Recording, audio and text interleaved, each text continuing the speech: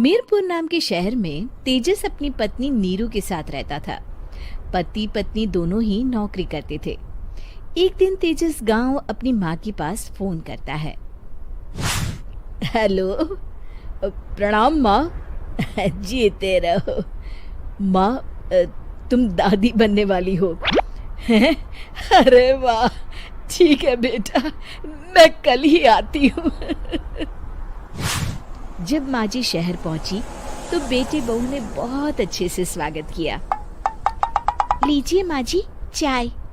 अरे गर्मा गर्म पकोड़े ले आओ माँ के लिए।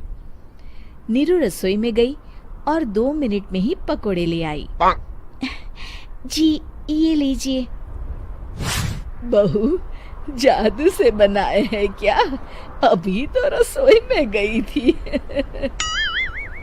यम्मी। माँ जी, मेरा धर्म भ्रष्ट कर दिया तूने। अब तो गंगा जल से शुद्धिकरण करना होगा। दूसरे दिन, माँ जी मैंने नाश्ता बना दिया है, ऑफिस जा रही हूँ। पर अभी तो घर का सारा काम पड़ा है। शीला आती ही होगी, झाड़ू पोछा बर्तन कपड़े वो सब कर लेगी। हमारे जमाने में घर का सारा काम हम ही करते थे। जी माँ जी, आप बहुत होशियार हैं, मैं घर ऑफिस दोनों नहीं संभाल पाती।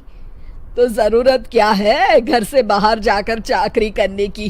वैसे भी घर का काम खुद करने से घर में बरकत आती है, समझी? पर माँ जी, पर वर कुछ नहीं, इस महीने की पगार मिले फिर ऑफिस बंद। हाँ। रात को नीरू तेजस से कहती है, सुनिए जी, माँ जी बोल रही थी कि मैं नौकरी छोड़ दूं। वैसे ठीक ही तो है, अभी तुम्हें आराम की जरूरत है। फिर भी आराम कहाँ, शीला को छुड़ाने के लिए बोल रही थी। तो अब 24 घंटे में इतना काम पसंद है मुझे, घर पर मन नहीं लगेगा। अगले दिन जब दोनों ऑफिस के लिए निकल रहे थे, मेरी तो कोई कीमत ही नहीं है इस घर में। माँ जी, आजकल महंगाई बहुत है, रहन सहन भी बदल गया है, दोनों नौकरी करते हैं तभी ठीक रहता है। अच्छा, तू कहना क्या चाहती है? मेरा बेटा तुझे बिठा के खिला नहीं सकता? तू ही इस घर का खर्च चला रही है, हैं? नहीं माँ जी, मेरा वो मतलब नहीं था। मतलब खूब समझती हूँ, ये बाल धूप में सफेद नहीं किए मैंने। हाँ। अब तो ये रोज का काम हो गया था। तेजस भी रोज की झिकझिक से परेशान हो गया था। एक दिन उसने कहा, नीरू, वैसे भी तुम्हें मैटरनिटी लीव मिलने वाली है, तो अभी से ही छुट्टी ले लो। पर क्या, मेरी सैलरी अच्छी खासी है। आखिर नीरू ने रिजाइन कर दिया। जब बच्चा हुआ तो घर में सब बहुत खुश हुए। कुछ दिनों बाद तेजस फाइल देख रहा था। क्या हुआ तेजस, कुछ परेशान लग रहे हो?